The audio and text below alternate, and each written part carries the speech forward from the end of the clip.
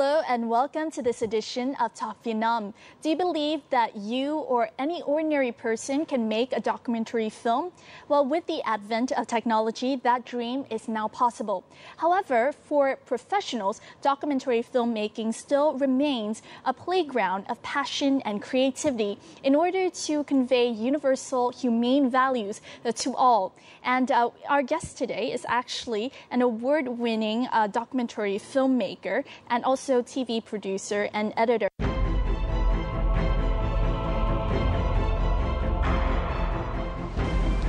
Hi, I'm Dr. Craig Forrest, international documentary filmmaker. This is the greatest day and time for documentary films than ever before in the history of cinema. So many options, so many possibilities, so many great stories to write, produce, direct, shoot, edit, create, tell documentary stories. Làm phim tài liệu chính là phản ánh cái sự chân thực, và người làm phim tài liệu chính là người xử lý tư liệu và chất liệu hiện thực cuộc sống một cách tài tình. Phim tài liệu chính là cái cách kể chuyện đem lại cho người xem được một cái thông điệp gì đó. Để mà đạt đến cái mức tài liệu thì nó phải nói được một cái bài học nó luôn đúng ở trong bất kỳ thời điểm nào. Ở Việt Nam có rất nhiều đề tài hay để có thể làm được phim tài liệu. Tuy nhiên với mỗi một người ấy thì tôi quan niệm rằng là phim tài liệu thì phải đầu tiên trước khi mà khán giả cảm thấy hay thì mình phải cảm thấy khao khát và muốn làm nó. So now let me introduce you to our guest of Talk Vietnam today. His name is Craig David Forrest, and he's here in Vietnam for a series of trainings in how to make documentary films. Now, he's accumulated over 40 years in the field, and he's here to share more about the beauty and power of documentary films, as well as the current trends in the industry in not only the United States, but also in the world. Thank you very much, Craig, for coming onto our show. How is your trip in Vietnam so far? Oh, this has been great. And is this your first time to Vietnam? Second time. Second time. Yeah, before, about 14, 15 years ago, I went to Ho Chi Minh City for a few days, and then we went to Mekong Delta area for a project, a video project, and then back to Ho Chi Minh City. And I actually got to see President Clinton. Really? It was his last. Yes, 2000. It was his last overseas trip, and he drove right by me in the presidential limousine. I thought, I have to go all the way to Vietnam to see the American president. He's as far away as the coffee table. That's really cool. Let's talk about this trip. What are you teaching the students in this trip? My favorite subject is what I'm teaching. I'm teaching documentaries, nonfiction storytelling. Almost anything can be a documentary as long as it's nonfiction and it's done in a story format or poetic story format as well. Short films and dramatic is always a script. It's fiction with usually characters involved, actors, actresses saying lines and such. But documentaries are nonfiction, and usually it's people that tell the story. They tell their own story, interviews or narration. So it's been a lot of fun. What is a good documentary to you?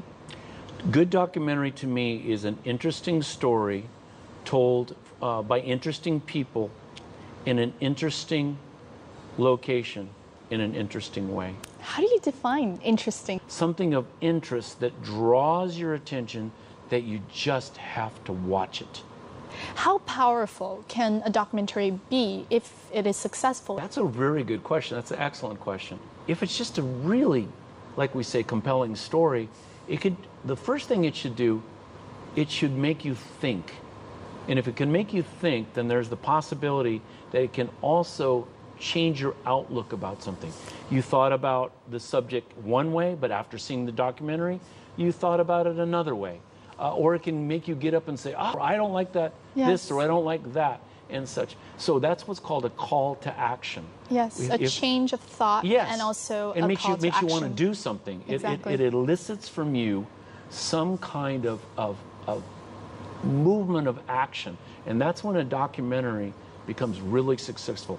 Can you share with us some illustrations of, just how powerful a documentary film can be? I mean, specific documentaries that you yourself have done, or documentaries that you find are very useful for the students learning how to make documentaries. Okay. Let me start with one that I've made. Years ago, I had a friend who was worked for a charity, a nonprofit in East Africa. And we spent about 4 days traveling through just the most difficult areas of the country of Burundi. And we did this story on tribal warfare, where Hutus and the Tutsis hated each other so much. And one tribe was in power, but they were the minority, and they did all these atrocities to the majority, but because of power. And we're talking bloody killings. I mean, burn huts down with people in the hut, and just the worst that you could think of in atrocities. And let me say what the finish was inside the Burundi troubled nation, new tribe. What happened was there was a spirit of forgiveness between the Tutsis and the Hutus, and I'll be honest with you, it happened at church. Oh. And there were people that sat together at church and forgave each other, and the person next to them was the person who had killed their family. And we did this little 5-minute documentary and started sending it around to a few video and film festivals. And then I sent it into a very prestigious competition called Cine Golden Eagle. Spielberg, when he was young, won Cine Golden Eagle, and a number of other really well-known filmmakers. And in December of that year, found out it won in the motivational category, and I was stunned.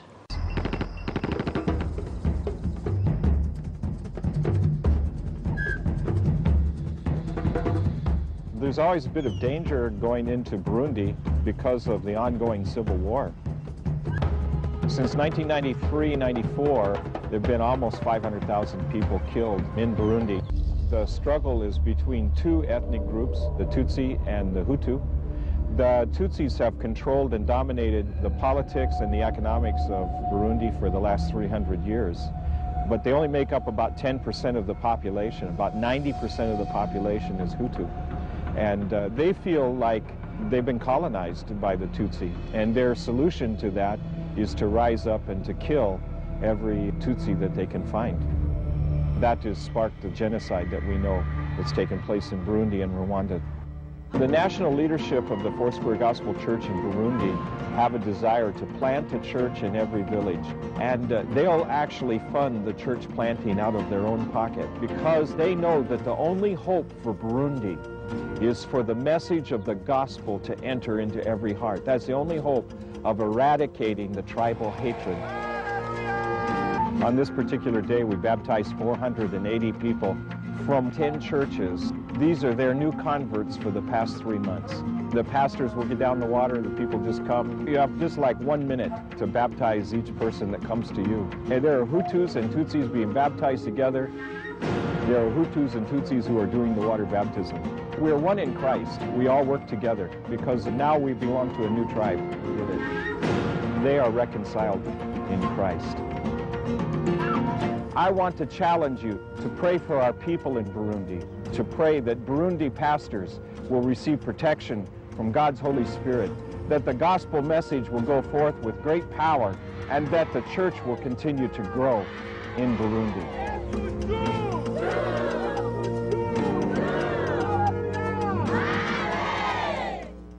Let's now talk about the process of making a documentary. I mean, that one documentary, perhaps it was shorter. It took 4 days, but I'm sure other documentaries take longer. Right. What is the process like, and what is the most important part that kind of contributes to the success of the film in the end? Always, always, always start with a good story. You can have the best tools in the world, cameras, equipment, all of that. Why didn't it work? The story wasn't there. Didn't work. For some reason, you didn't believe it, or you didn't like it, or it wasn't told well, or you started having a disbelief of, oh, I don't believe that, and such, and you're not kind of getting into the film. Once you have a story, another very important part of this whole equation to get a good movie is preparation, isn't it? Oh, yeah. An amateur will go into a documentary and spend 80% of their time in production, whereas a professional will spend 80% of their time preparing and 10% in production. Yes. Let me give you an example. Yes, do. And when I turned 30, I was given a commission to do a documentary series on world religions. And it started out, Zhuang, as 6 short documentaries, 15, 20 minutes long. We kept traveling with my camera crew all over the world doing this series, documentary, feature series, and it turned out from 6 to 13 over the course of about a year or two. The group was a humanitarian group, gets adding more documentaries to it as we traveled. And it took 3.5 years for me to shoot that series, 3.5. And it turned out to be about 4 hours long. There is it's called ASL, average shot length. The amount of minutes that you need of raw material, raw footage, before you get what would be the finished minute. Yes. And the average in documentaries is 25-1. Oh, wow. 25 minutes of raw footage 1 minute. to get 1 finished minute. Now, working on The Amazing Race for CBS, I counted, and just looking at the footage and such, that it was 80-1. Whew. 80 minutes of footage for 1 minute in the final show or program. That's true. And do you know who the person is with the lowest amount of average shot length? Yes, was the who? Director Alfred Hitchcock. Oh, yes, of course. He was so prepared. Yes. He knew exactly what he wanted in script and storyboards, that when it came time to actually shoot the film, he said, that's the most boring part to me, is shooting the film. I already shot the film when I wrote the script and did the storyboards, and I can see it in my mind. So his average shot length was 3-1. Yes, wow. That's incredible. 3 Just to 1. 3 minutes to get 1. Yes. Because he was so prepared.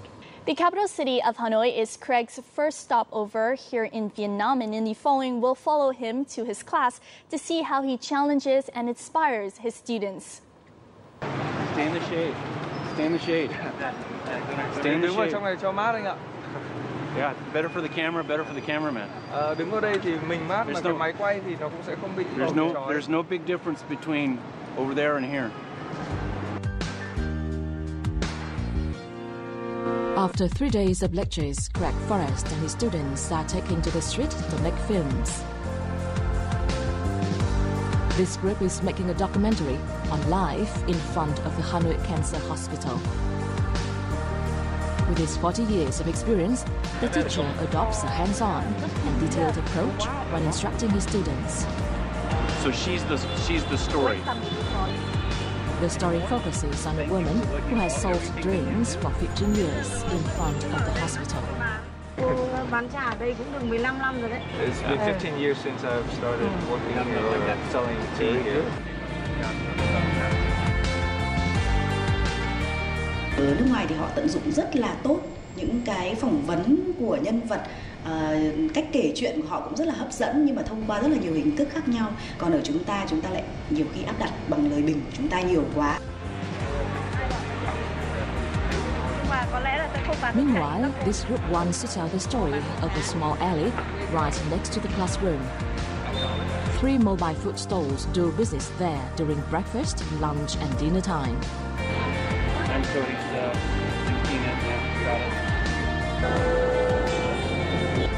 Sure. How long is it? After the filming and editing, the teacher and students sit down to exchange the lessons they have learned. Quan trọng nhất mà cho đến thời điểm này tôi ghi nhớ sau lớp học của thầy Forrest, đó là việc kể chuyện bằng hình ảnh và kể chuyện làm sao để tiết chế lời mà mọi người có thể không nghe lời hoặc là không quá chú ý đến lời bình của mình mà vẫn có thể hiểu được câu chuyện mình đang kể là gì. Và một cái mấu chốt nữa là phải chọn cho mình một câu chuyện thật hay. Đây chúng ta có 4 nhóm. I want you to Not only newcomers, but also veteran documentary filmmakers with 30 years of experience like Nhiên Nhan can take away something from the course. Con người or a place. hoặc là về một địa điểm. Cái điều đầu tiên mà ông đem đến cho chúng tôi những người làm phim tài liệu, tức là về mặt hình ảnh phải rất đẹp, phải rất cầu kỳ, rất chỉn chu, không được có một hình ảnh nào gọi là lỗi về mặt nghệ thuật. Đấy là cái thứ nhất. Cái thứ hai là qua cái lớp học này của ông thì ông mở ra cho chúng tôi một cách nhìn thoải mái về phim tài liệu và làm cho người làm phim tài liệu rất tự tin. Và đấy chính là một trong cánh cửa giúp chúng tôi, một cái cửa mở ra cho chúng tôi nhìn ra thế giới.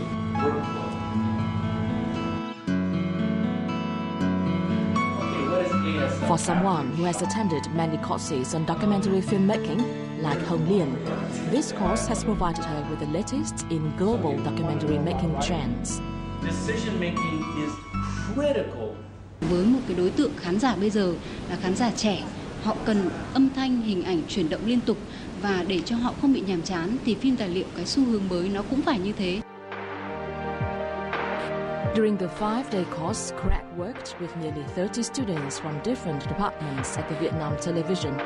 He taught them basic documentary filmmaking, giving them tips on the 8 mistakes that amateur filmmakers make, the 7 useful habits for filmmakers, as well as the tactics with camera work, lighting and sound.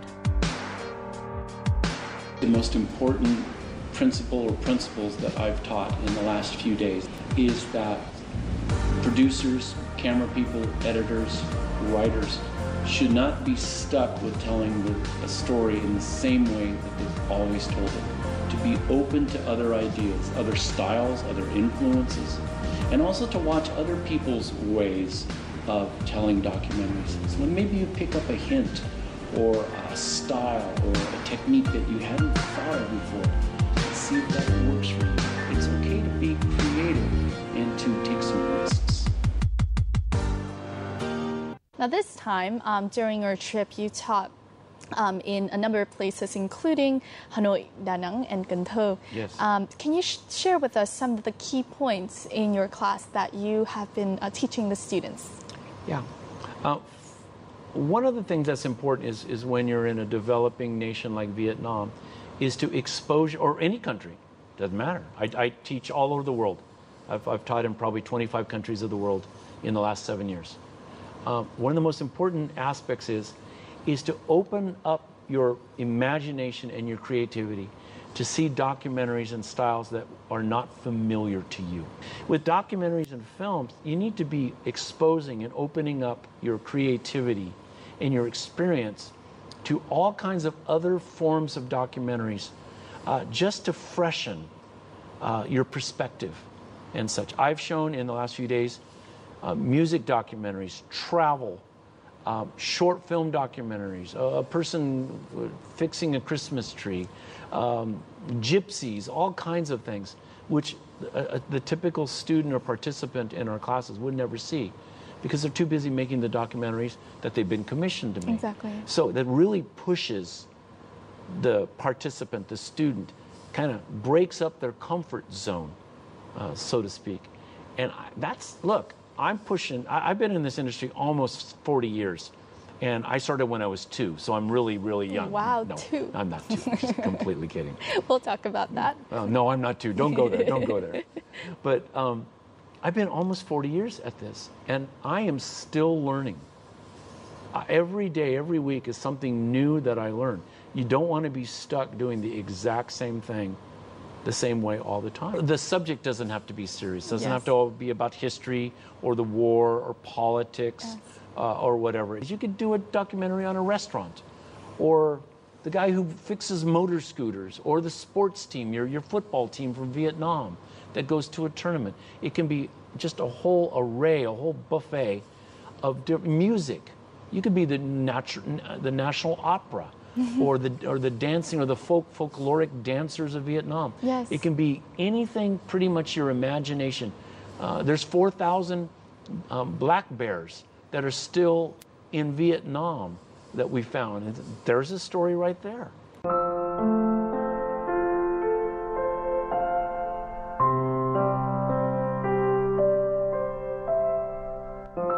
Đó là cái thời gian để có thể sống được với nhân vật, hiểu thực sự nhân vật của mình như thế nào, và để biết được mọi thứ thực tế nó như thế nào, mình cần rất nhiều thời gian.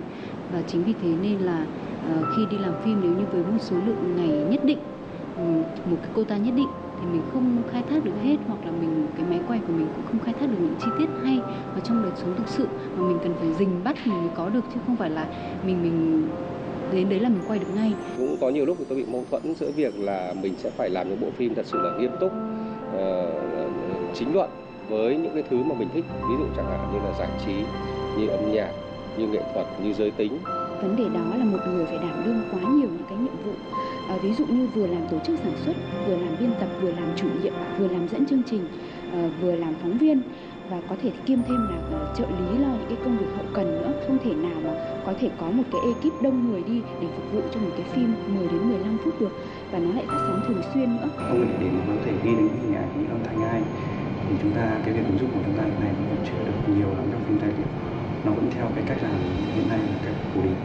So in the previous clip, we just saw a number of documentary film kind of makers talk about the challenges in making films. What would be your advice in terms of finding a story? Couple things. One is always have some way to take notes with you. Your phone or a little pad of paper with a pencil or a pen that you keep in your pocket or your purse or your whatever. And whenever you think of an idea or see a story or think of something, write it down so you don't. I'm getting older, so I got to write things down all the time. But write it down so you don't forget it, because that one idea may lead to another idea. Now, there's something else that comes with that as well. It's be an observer. Look around and see what's going on around you. Read the paper. Check the news. Watch films. Be current with what's going on. Be contemporary and current with what's going on. And out of that, you're going to find some ideas that you could use, and then zero in or put your direction towards something that you think that you'd like to shoot. How does the way of making documentaries in the different countries you've been differ? Something has changed, and it's the cell phone, it's the mobile phone. That has changed the ability now, here as we do this interview.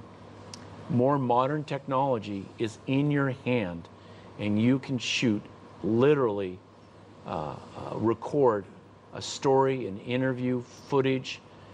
You can even put it together on the phone now. That's true. Yeah, with different, with Vine or some of these different apps and such. And it can be on YouTube 30 minutes from now. Yes. And that has changed the world. So don't let technology get in the way of the tools of telling your story. Just grab some kind of tool that will do the job and get out there and shoot. And if you're not happy, shoot some more, or shoot it from another angle, or try it again. And don't give up. There has to be sort of a persistent attitude of, I'm not going to give up. I'm just going to keep going till I get this finished. That's true. And look at your footage, put together, okay, I need one more interview. And sometimes that one interview leads to another part of the story you didn't expect. That is documentary filmmaking. And that's part of the fun. It's the discovery process. And along the way, there's some mostly nice surprises, and hopefully not too many shocking surprises. You never know. Yes. 155-year-old Nafe Chong Monastery is more than just a pleasant sight on the inlay lake of Myanmar, formerly known as Burma.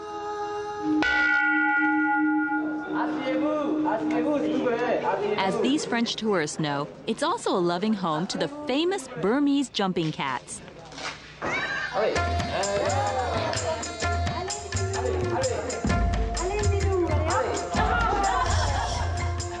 At the moment, we have 11 cats. The cats are named after Hollywood stars like Tina Turner, Michael Jackson, Leonardo DiCaprio, Brad Pitt. Tina Turner, Michael Jackson, Leonardo DiCaprio. The biggest revelation has been kept for last. You won't believe who's pregnant. Julia Roberts is pregnant. And here's the father, looking completely without guilt. A warm and fuzzy Arnold Schwarzenegger. You know these Hollywood types, no shame whatsoever. So there you have it. It started as a way for a group of Buddhist monks to break up the monotony of life at a monastery. Now it's become a destination for tourists around the world. Where else can you watch everyone from Tina Turner to Michael Jackson take such a dramatic leap of faith? Back now to the filming industry, the documentary film industry in the United States. What are some of the challenges that the filmmakers in the U.S. are facing in terms of making documentaries? The challenges are pretty much the same they've been for a long time. Money. Budget. Budget. You know, the first documentaries were 1896 with the Lumiere brothers. Yes. Simply taking footage of their dad drinking a beer or a horse. Street life. Yeah, those were called actualities. Yes. And that is the basis of film cinema, of moving pictures as we know it now. Again, the big dilemma is money. It's not distribution. And for feature documentaries, it's really difficult still to get your documentary into a movie theater in America. It's got to be more than 45 minutes long usually. A feature documentary is usually considered anything 45 minutes or longer, or in some cases 1 hour and longer. There's so much competition now. So many young people go to film school. And how many filmmakers can any one country have when there are, might be 5,000 new filmmakers a year? I don't know. There's somebody told me a statistic, but I don't remember it is. And they're all coming out and there's no job for them. So they've got to go back and live with mom and dad and find some kind of job until they get to the point financially that they can get the job in film or television or a media company or whatever. Where do you see kind of, you know, the future of documentary in the next 5 years in terms of development? You know, where would you like it to go? Well, I would like to see documentaries taken more seriously than they are. When I went to film school, I went to a very prestigious film school in California, Chapman University. And we didn't talk about documentaries at all in 3 years.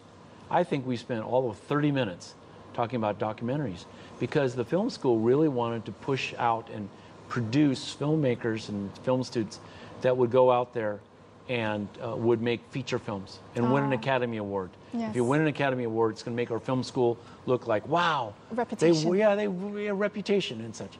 And now finally in the last few years, there's an actual documentary program that's good. I think documentaries need to be taken more seriously. There are more good documentary stories available in this world than there are feature film story ideas. In terms of audience, what are, you know, kind of the main audience of documentaries nowadays? I mean, I know documentaries span across a lot of fields, but what are some of the target audience that documentary filmmakers are looking to grab the attention of? Two ways to go on that. Good question. One is if you stick with the documentary format, travel documentaries are always popular simply because people love to see other parts of the world through travel documentaries and travel shows. You know, one of my clients in the past has been Travel Channel and Discovery Channel and A&E and such, and Animal Planet for, you know, animal stories and such. And those are commissioned pieces. And majority of my documentaries, 97% of them, have been commissioned pieces. So I didn't need to worry about going to find money.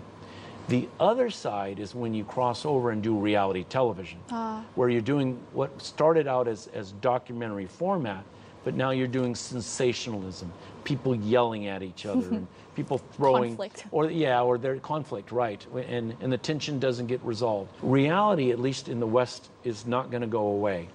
And I understand in Vietnam there's reality programs, but they don't really get they're too nice to each other, is what I've been told. I haven't seen one yet, so I don't know. It's not enough sensationalism. Not enough sensationalism. And I hate this, I do.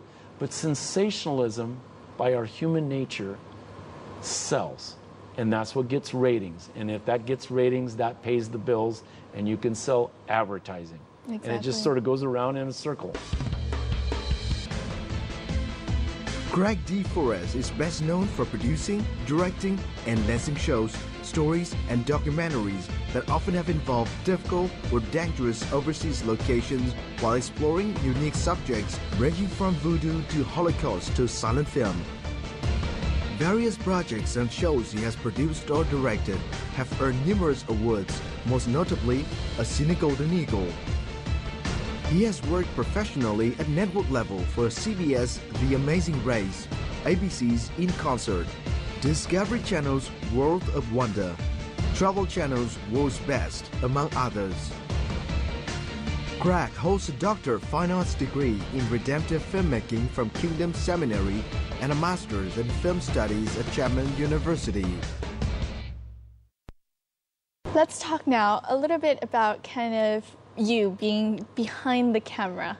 Do you have moments where you're very perfectionist, or how do you normally work in terms of, you know, getting that shot? Or I will tell you something I learned about dealing with people. And someone taught this to me a while back. Treat ordinary people like they're famous, and treat famous people like they're ordinary. Wow. Or normal, Yes. be a better word. Normal people like they're famous, famous people like they're normal, and you'll do well. I will tell you, having been a cameraman for so many years as well as a director, is that I now pretty much hire really good camera people and let them do their job well and let them have input to me. And so my whole job is to make the shoot go smoothly as smoothly as we can, and to get really good interviews from people. Let them feel comfortable so that they can just simply have a conversation, and out of that conversation something good is going to happen. What about film interested you so much and kept you passionate for the past 40 years? You know what? I love to be entertained and moved and challenged and entertained. I really love to be entertained. And the thing about documentaries is that they're more informational. They're there to inform you and inspire you. That'd probably be one of the best ways to go about describing documentaries. They need to inform you and inspire you if possible.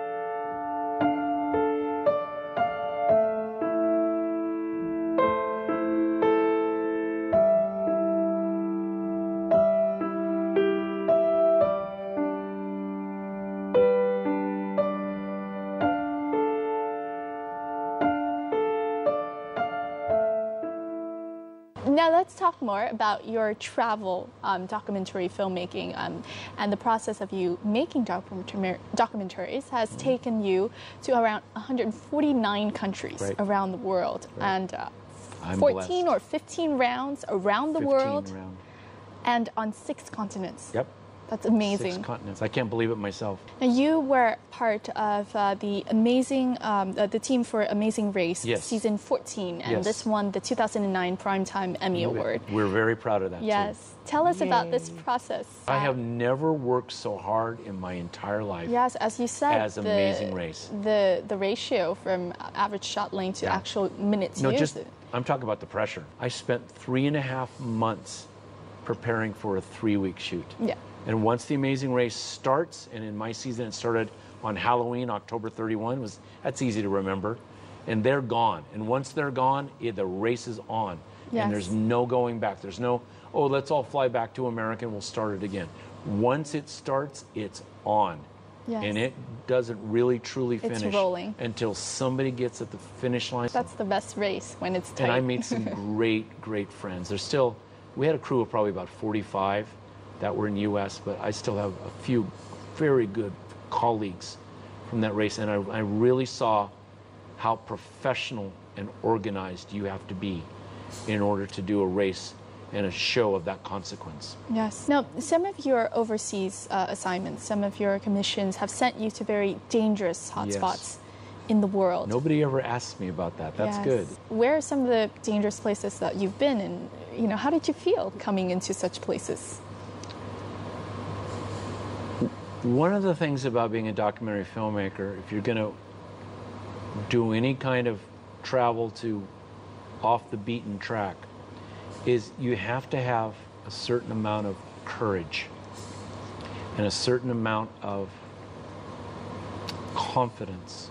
But there was a couple times I feared for where I was and what I was doing. Iraq, during the Iraq War. During the Iraq War. During the Iraq War. You were there. Now, this was after the major gunfire and such was over with, and the borders were somewhat secure, and before all this surge of people blowing themselves up and blowing up things and people.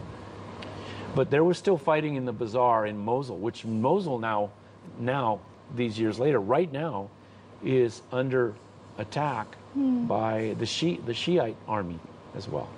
And there was a sense of, you better really watch yourself. And I was just starting to date Rebecca. We weren't married. And it was, as you know, she takes me to the airport, come back to me, don't die. You know, we just started dying. I'm dying. That's a great Freudian stuff. We were just starting to date. And so I came back and we got married. Yes. But I could sense the danger that was there.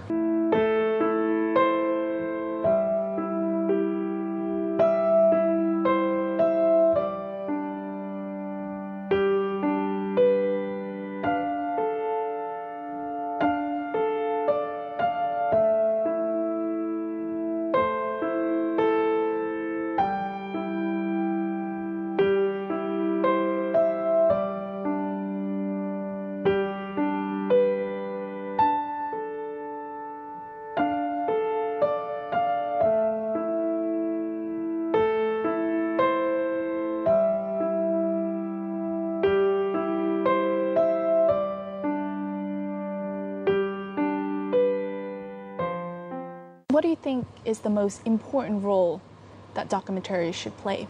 First, show you a world, a subject, person, an event, whatever that might be, that you are not or were not familiar with. Show you something new and interesting and engaging. Okay? Could be wildlife, could be sports, could be something political, could be music. Get you to think.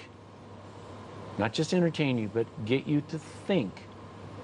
And then if that documentary can move you in some way, it fades to black and you think, you laughed, or you cried, or you wondered, or made you mad because something didn't seem right, and an injustice in this world, or made you smile. What are some of the greatest rewards for being a documentary filmmaker? Working with great people is without a doubt one of the great rewards of the world. I did a story in an upcountry, Asian upcountry, and it was an orphanage for children that had HIV. And I had my camera out, and there were volunteers from the West that came to clean and bathe the children and hold them and feed them and such. And there was a little girl that was in the arms of one of the volunteers right in front of me, just as far away as just right here. And you could just see her eyes above the shoulder of the volunteer. The volunteer had their back to me. You could see the eyes from my point of view with the camera. And I just framed a shot, hit record, and the volunteer was just sort of not only hugging, but rocking the child and soothing the child. This is a child with HIV/AIDS. And I just framed the shot, hit record, and I just let the tape record this one. Didn't do anything. Just let the hugging and the soothing and the rocking go back and forth for a minute or two. And I stopped record. That child died the next day. Mm. And if that doesn't break you up, I don't know what will. Yes, very moving moments. That's when what you do makes a difference. Yes, the rewarding moments. And you're moments. just honored to have the privilege to be there. Yes. Well, thank you so much, Craig. My privilege. Yes. Absolute privilege. I hope we get to do this again. Thank you. And we hope that you'll come back to Vietnam to impart more of your knowledge on documentary filmmaking here in the country. Thank you so much, and all of the best of luck to your future endeavors. My privilege, and thank you so much for making this painless and easy and a great fun time, and to talk about some things I haven't even thought about. I've forgotten things that out of my memory. So this has been wonderful. Thank you. Thank you very much. And that wraps up this edition of Talk Vietnam with Craig Forrest. And we hope that even if you're not a documentary filmmaker, you've had found some interest in documentary films in our talk today. Thank you so much for joining us, and we'll see you more next time here in Talk Vietnam. Goodbye.